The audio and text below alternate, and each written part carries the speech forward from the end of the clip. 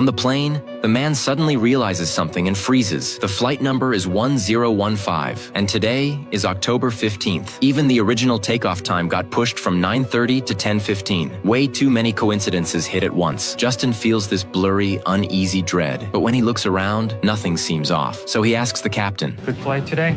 No, very good. Welcome aboard. Thank you.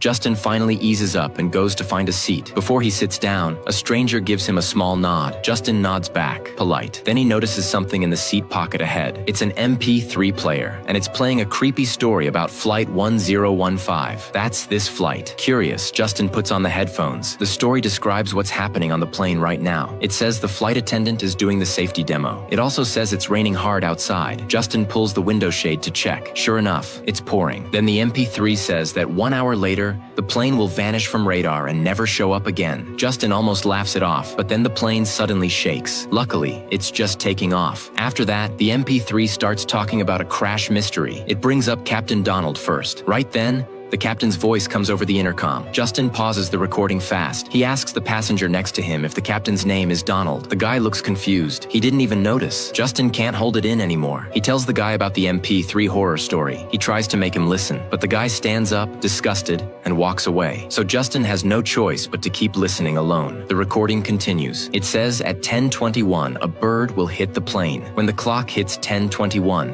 a loud bang slams through the cabin. Justin jumps up out of his seat. He rips off the headphones and tosses them. Fear surges straight into his chest. He rushes to the bathroom to calm down, but the flight still seems smooth. Other passengers act like nothing happened. Justin starts wondering if he's imagining things. He buckles in again. Then he calls a flight attendant over. He asks if a bird just hit the plane. The attendant snaps back that at this altitude there are no birds. Justin asks them to confirm with the captain, but the attendant tells him to keep his voice down. The back and forth pulls annoyed looks from other passengers. Justin realizes the story might be making him paranoid, so he stops asking questions. But right after the attendant leaves, the man who nodded at him earlier suddenly sits behind him. He says he's sure a bird hit the plane. He says his name is Berman. He used to be a pilot. He even worked with Captain Donald before, so he says he knows how this stuff goes. Berman says the crew usually won't tell passengers anyway. That instantly tightens Justin up again. Justin puts the headphones back on and keeps listening. The MP3 says the plane will disappear from radar at 11:15. Now it's already 10:30.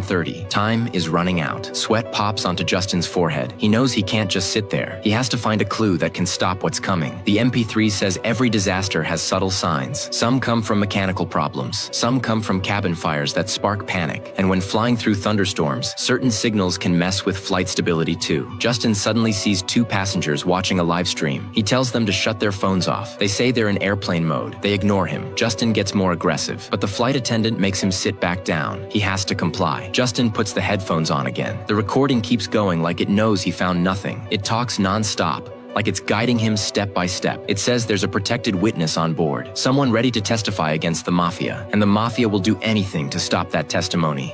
Maybe they'll attack this plane to shut him up. Justin pops up and scans the cabin. He spots two men up front and locks onto them. He quietly tells a flight attendant he wants to speak to the witness. The attendant says she doesn't know anyone like that is on the flight, because a secret mission wouldn't be shared with the crew. Justin thanks her and heads back. But when he passes Berman, something clicks. Justin turns around and sits beside him. He suspects Berman isn't a pilot at all, but the witness himself. Berman denies it, and he doesn't look like he's lying. When most passengers fall asleep, Justin decides to move on his own. He quietly checks the mafia bags, hoping to find a clue. But when he opens one, a falling bag hits someone below. Justin apologizes and tries to explain. Then he asks if they're mafia. The guy says they're soccer players. A flight attendant rushes over and tells Justin to sit down, but Justin insists they're lying. He demands the crew check their IDs. The cabin turns chaotic. The captain comes out. He says Justin is putting other passengers at risk. He orders him to sit down and stay quiet. Other passengers start filming Justin with their phones. Justin has to shut up, but the MP3 voice cranks his panic even higher. It says there's one more person tied to all of this. That person's name is also Justin, and he even did work like a journalist. It says even the chaos just now is exactly the same. Then the recording plays Justin's own voice. It's the same words he just said. Justin panics. The MP3 keeps playing. It says when the captain says, "Good night, New York," as the plane is landing,